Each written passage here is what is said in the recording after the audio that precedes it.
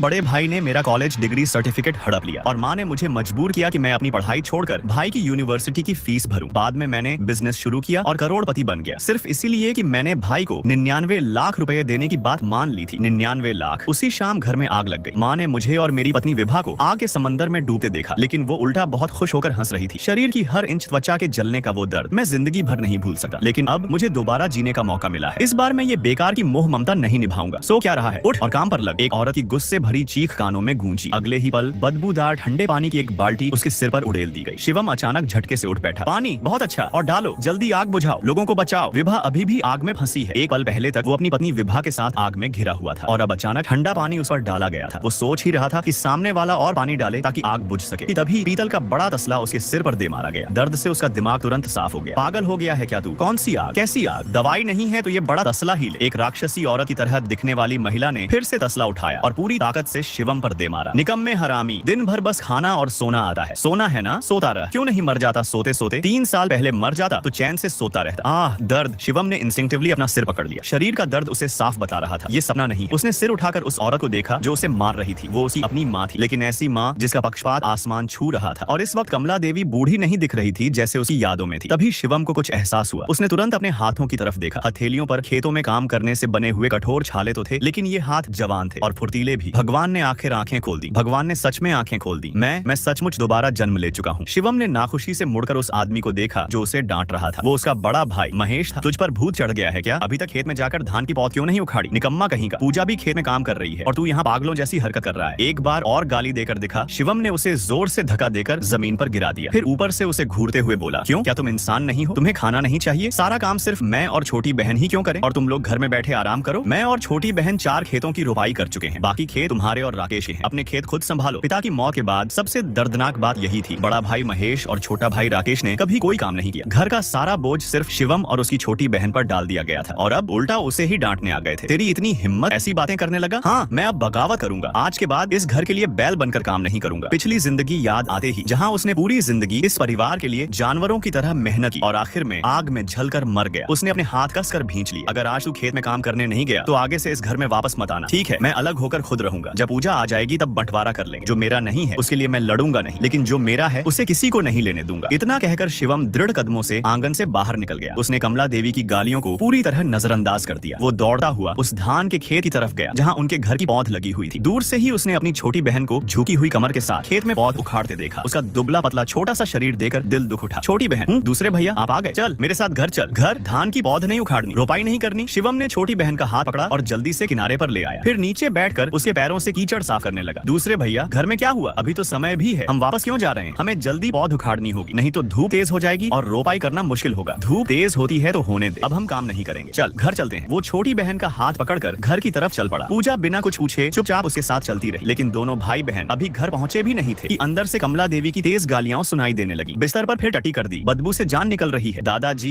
इस वक्त शिवम बस अपने दादाजी को अच्छे से साफ करना चाहता था। फिलहाल उसका कमला देवी से बहस करने का मन नहीं था। उसने सिर्फ गुस्से से उसकी जाती हुई पीठ को घूरा। रुको, मैं अभी आता हूँ। पूजा जल्दी से पानी का एक टब लेकर आई। तुम बाहर जाओ, मैं दादाजी को साफ कर देता हूँ। दूसरे भैया, मैं दरवाजे के बाहर ही हूँ, जरूरत पड़े तो आवाज देना, ठीक है? तुम दादाजी के साफ कपड़े ले आओ, ठीक है? शिवम फिर उन्हें उठाकर आंगन में धूप सेंकने के लिए बैठा दिया। पास बैठा महेश तीनों को तिरस्कार भरी नजर से देख रहा था। छोटी बहन, तुमने भी सुबह से कुछ नहीं खाया, पहले जाकर खाना खा लो, मैं दादाजी को खिला देता हूँ, ठीक है? खाना खाकर मेरे लिए भी एक कटोरी ले आना। महेश ने यह सुनते ही गुस्से से शिवम को घूरा। खा खा खा, बस खाना ही आता है, क्यों नहीं खा खा कर मर जाता? शिवम सीधे उसके पास गया और एक लात मार दी। चुपचाप अपनी गंदी किताब देख, अगर फिर बकवासी ना तो दादाजी को खाना खिलाने के बाद सबसे पहले तुझे ही सबक सिखाऊंगा। 2 जन्मों की नफरत शिवम की आंखों में साफ दिखाई दे रही थी। उसकी डरावनी नजर देकर महेश की हिम्मत नहीं हुई आगे कुछ बोलने की। दूसरे भैया, मैं पेट भर चुकी हूँ, अब आप खा लो, ठीक है? तभी बाहर घूमकर लौटी कमला देवी ने देखा कि शिवम और पूजा अभी भी घर पर हैं। उससे तुरंत गुस्सा आ गया। अरे अभी तक खेत पर नहीं गए? दूसरे भैया, चलो खेत चलते हैं। छोटी बहन, मैंने कहा ना आज हम खेत नहीं जाएंगे और आज के बाद मैं तुम्हें खेत में काम भी नहीं करने दूंगा। तेरी इतनी हिम्मत, हरामी, आज बड़ा शेर बन रहा है, अपनी माँ के खिलाफ जाएगा, आज तुझे जान से मार दूंगी। कमला देवी का गुस्सा फूट पड़ा। उसने पास रखा बांस का डंडा उठाया और सीधे शिवम पर हमला कर दिया। भैया जल्दी हटो, माँ सच में बहुत गुस्से में है। लेकिन तभी शिवम ने जोर से धक्का दिया और कमला देवी धड़ाम से जमीन पर गिर पड़ी। अरे राम, बेटा अपनी माँ को मार रहा है। अब इस दुनिया में कोई इंसाफ नहीं बचा। मैंने इसे पैदा करके पाला किस लिए? अब मैं कैसे जीऊंगी? शिवम, तूने मेरी माँ को हाथ लगाया, मैं तुझे जान से मार दूंगा। महेश गुस्से में शिवम की तरफ दौड़ा, लेकिन शिवम ने उसकी उठी हुई टांग को बीच में